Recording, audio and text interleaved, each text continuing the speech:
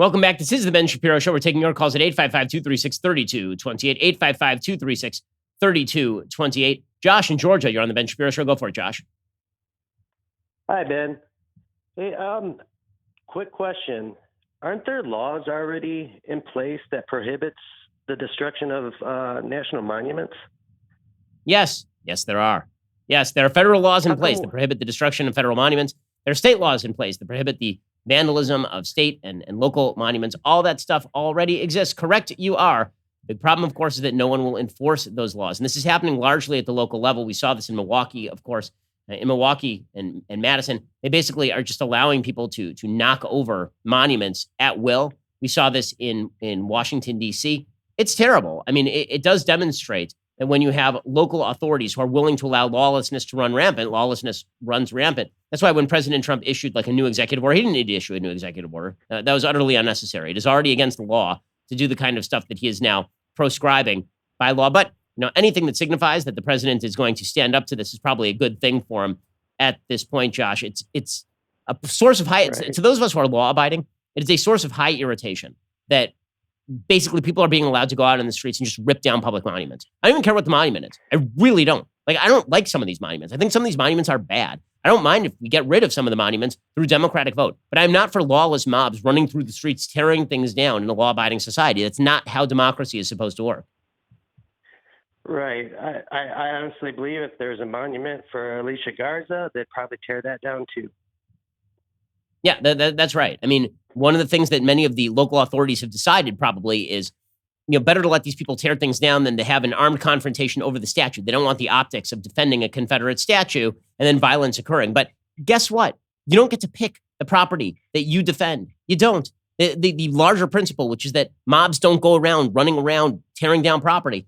It is not up to you to decide which one of those statues is worth defending. It is up to the people of that state to decide which of those monuments are worth defending. And again, it's ugly and it's stupid and it's optical garbage from our politicians who have neither stones nor intestinal fortitude to stand up for rule of law. And when your authorities won't stand up for rule of law, there's sort of an outside-inside game that is played very often in politics, Josh. And it's something that's been written about by Fred Siegel. He wrote an entire book about the decline of America's major cities in the 1960s and 70s. There was this outside-inside game in which politicians would basically cooperate with outside agitating groups. And those outside agitating groups would threaten violence. Marion Barry used to do this in D.C. And then they would threaten unrest. And then the politicians would be like, well, I guess I got to give them what they want so we don't get violence and unrest. And that is not the way to run a city. That is not law-abiding behavior. It really is quite terrible. Josh, I appreciate the call. Tarek in Pittsburgh, Pennsylvania. You're on the Ben Shapiro Show. Go for it, Tarek. Hi, how you doing, Ben? I'm just calling to ask you, do you think this country is going to keep getting crazier as we get closer towards the election? I can't imagine it won't. I mean, I keep feeling like, even a few months ago, I was like, can it really get crazier than this? And wrong I was. It's like the biblical portion of Deuteronomy that each night you're going to go to sleep thinking, it can't be crazier than this in the morning. And then every morning you're going to wake up and go, I wish it was only as crazy as last night. That is where we are right now. We are not even up on the election yet. I mean, there's still another, 4.5 months until the election? It's going to get worse. It's going to get absolutely worse because the Democrats have an interest in chaos. The media have an interest in chaos. I will say that the media in particular are truly awful on this sort of stuff. I mean, they just lie about what is going on. They egg on the protesters. They use phraseology that is designed to justify horrible behavior. The media, as I've said before, they basically become Jake Gyllenhaal in the movie Nightcrawler. There's this movie called Nightcrawler that came out a few years ago in which Jake Gyllenhaal plays this sociopathic photojournalist who goes around taking pictures of car crashes and then selling them to the local news in like the late 1980s, early 90s. And then he realizes, wait a second, I can actually make more money if I help stage these things. If I get people to crash and burn, and then I take pictures of it, I'm the first person on the scene always. I don't have to compete with anybody else. The media are now a player in the creation of the chaos, and that is extraordinarily, extraordinarily dangerous. Yeah, it's pretty crazy. I hear what you're saying. I'm just curious to see what's going to happen next month at this point, just taking it. The writers have really let all the storylines out of the bag. I will say the writers of this season, of this 2020 season of Trump, the show, I feel like they just took all the old storylines out of the file cabinet and just threw them all in there at the same time. We got pandemic, we got race riots, we got tearing down statues. We've got Joe Biden being accused of sexual assault. Like all of the things came out at exactly the same time. And I sort of fear what is coming next, Derek. I appreciate the call. Andrew, calling all the way from our northern neighbors in Canada. How's it going, Andrew? Hey, Ben. It's going good. And I just had a quick question is that Michael Knowles said that in order to get through this, we're going to need to kind of go through the matrix, right? We're going to need to go right to the end. We can't turn back. We need to go all the way through. Do you think that's going to be this upcoming election, or do you think that's going to be 4 years from the election? Like, we're going to need to go a full second term with all this crazy media foolishness where everyone's talking out of both sides of their mouth? So I think that what is likely to happen, the only way that we return to moderation, and this is a very dark vision of the future, prepare yourself. I think the only way that we return to anything like moderation is Joe Biden and the Democrats sweep into power at the end of this year, which is unfortunately becoming increasingly likely. We get 2 years of absolute garbage, and the American people are like, I've had enough of this. And by the way, that's exactly what happened in 2008, right? Barack Obama ends up winning 70 million votes. And the idea is that the Democrats have an unbreakable, unshakable majority in the House. They have a supermajority in the Senate, and they have filibuster-proof majority in the Senate. And they will be able to just go from victory to victory. And then they push Obamacare. And within 2 years, the House is Republican again. And within 2 years, the Republicans are moving toward a majority in the Senate.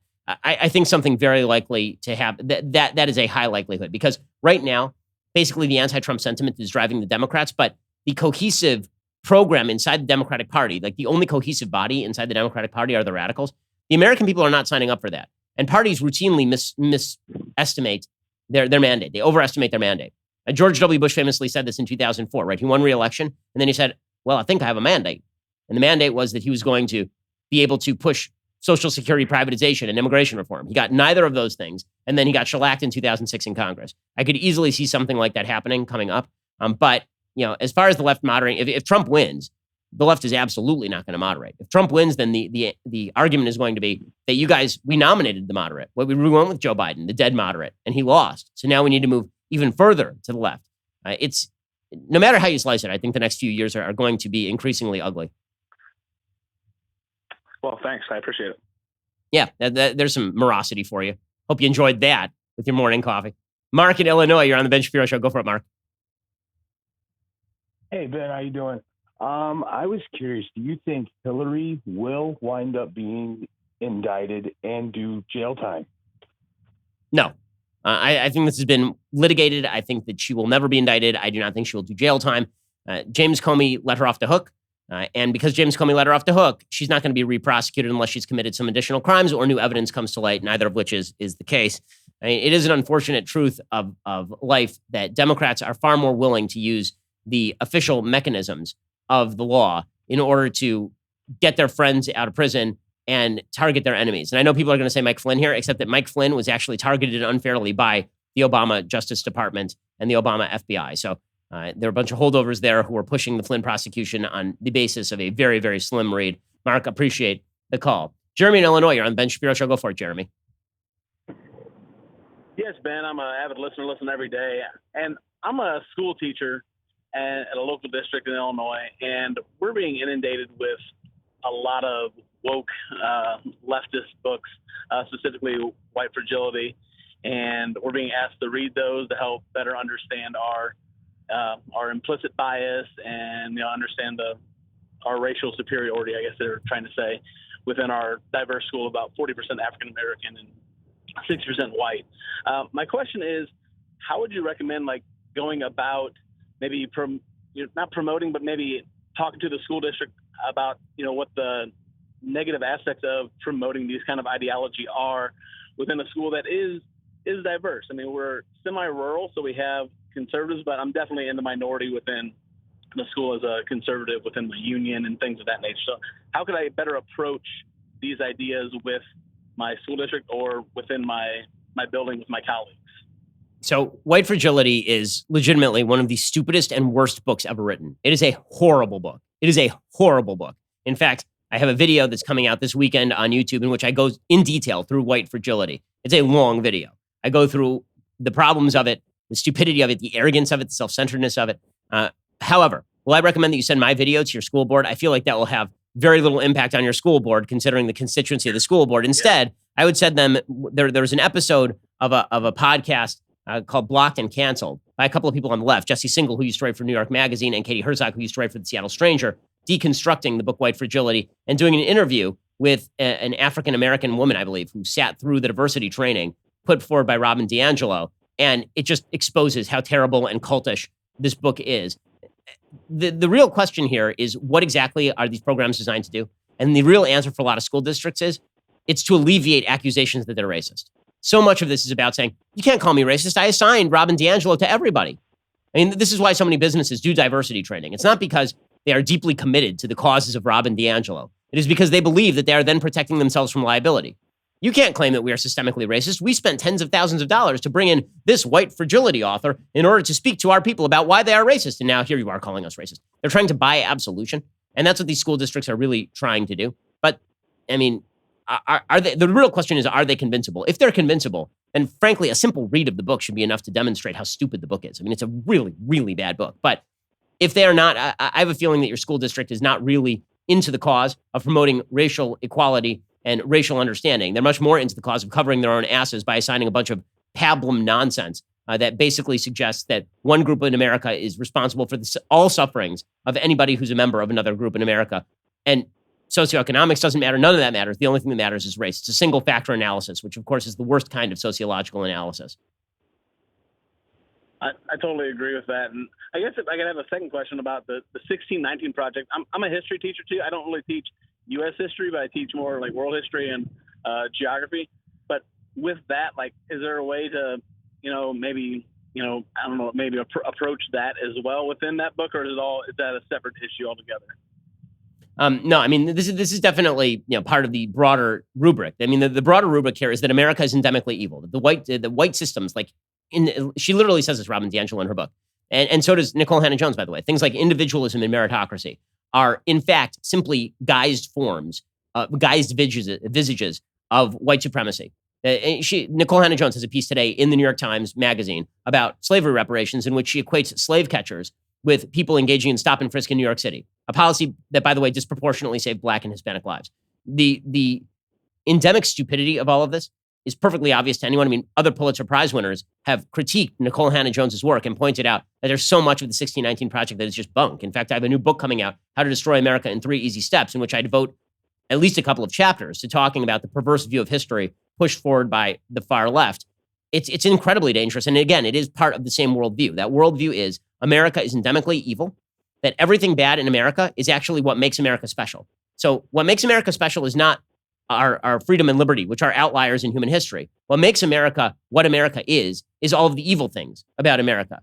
And this is sort of like an optical illusion, right? It's the optical illusion where, is it a vase or is it 2 human faces, right? It's that optical illusion. Do you look at America as what's the background and what is the story? Is the background human sin, cruelty, evil, malice, colonialism, imperialism, racism, and slavery? Is that the common background of human history from which America stands apart? Because America stands out, right? America is different than that over time.